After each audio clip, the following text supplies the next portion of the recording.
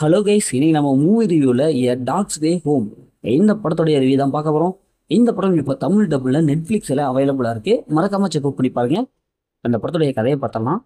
படத்துடைய ஹீரோ ஒரு பெண் நாயை எடுத்து, ஒரு குட்டி நாயை எடுத்து வளர்ப்பாரு, வீட்டில் வச்சு வளர்ப்பாரு. அதுவும் ஓரளவுக்கு பெரிய நாயாக வளர்ந்துரும்.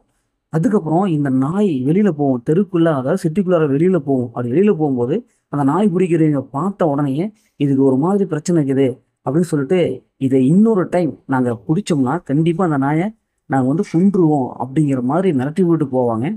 இப்போ இதை கேள்விப்பட்ட நம்ம ஹீரோ உடனே தன்னுடைய சொந்தக்காரங்க வீட்டில் அந்த நாயை கொடுத்துருவாரு, வளங்க அப்படின்னு சொல்லிட்டு கொடுத்துருவாரு. ஆனால் அங்கே அந்த நாய்க்கு அந்த இடம் பிடிக்காது, செட் ஆகாது. தன்னுடைய வீட்டுக்கே வரலாம் அப்படின்னு சொல்லிட்டு அந்த வீட்டு விட்டு வெளியே வந்துடும். இப்போ இறுதியில் அந்த வெளியே வந்த நாய் தன்னோட வீட்டுக்கு போச்சா இல்லையா, இறுதியில் என்ன ஆச்சு அப்படிங்கிறது தான் இந்த படத்துடைய ஒன்லைன். இந்த படத்துடைய பாசிட்டிவ் பார்த்தாவே அந்த குட்டி நாய் தான், ஒரு பெண் நாய். அது பெண் குரலில் கொடுத்துருப்பாங்க. அந்த நாய் பேசும், படத்துலையும் பேசும். அதெல்லாம் பார்க்கறதுக்கு க்யூட்டாக அழகாக வந்திருக்கு.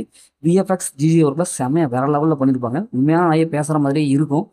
அதனால அந்த நாயை என்ன பண்ணுது, அந்த நாயுடைய ஆங்கிள் இருந்து அப்படியே கதை நகரும். அதனால பார்க்கறதுக்கு சுவாரஸ்யமாக இன்ட்ரெஸ்ட்டாக இருக்கும். ஏன்னா ஸ்க்ரீன் பிளே அந்தளவுக்கு கொடுத்துருப்பாங்க. மற்றபடி படத்தில் நடிச்சு எல்லாமே ஒரு சூப்பராக பர்ஃபார்ம் பண்ணியிருப்பாங்க. அந்த குட்டி நாய் கூட நிறைய நாயெல்லாம் சேர்ந்து வரும். இப்படி பார்த்தா ஒரு நாய்களுக்கு உண்டான படம் மாதிரியே அதை அப்படியே கொண்டு போயிருப்பாங்க. அந்த சுச்சுவேஷன் சீன்ஸ் எல்லாம் ரொம்ப சூப்பராக வந்திருக்கு.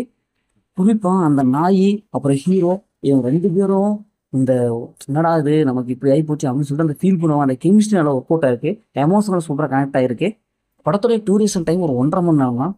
அந்த படத்துடைய மைனஸ்ன்னு பார்த்தாவே இது ஒரு அட்வென்ச்சர் த்ரில்லர்னு சொல்லியிருக்காங்க. ஆனால் ஒரு நார்மலான கதை தான். அதனால் எனக்கு பயங்கரமாக ஹாலிவுட் படமும் அந்த டாக் வச்சு அப்படி விடுவாங்க இப்படி விடுவாங்க அப்படின்னு வந்திருந்தா கண்டிப்பாக அது ஒரு மைனஸ் தான். ஏன்னா எனக்கு வந்து டாக், ஒரு ஃபீல் குட் டாக் மூவி வேணும் அப்படிங்களுக்கு இந்த படம் செட் ஆகும். மற்றபடி இந்த படத்தில் பெரிய மைனஸ் எதுவுமே இல்லை. இந்த படத்தை ஃபேமிலியில் பார்க்கலாம், அந்த மாதிரி சீன்ஸ் எதுவுமே இல்லை. மொத்தத்தில் படம் எப்படி சூப்பராக சும்மா இருக்கணும். இந்த படம் ஒரு ஒர்த்தான மூவி தான். ஓகே, இதே மாதிரி அடுத்து ஒரு புதிய மூவி ரிவ்யூ சந்திப்போம்.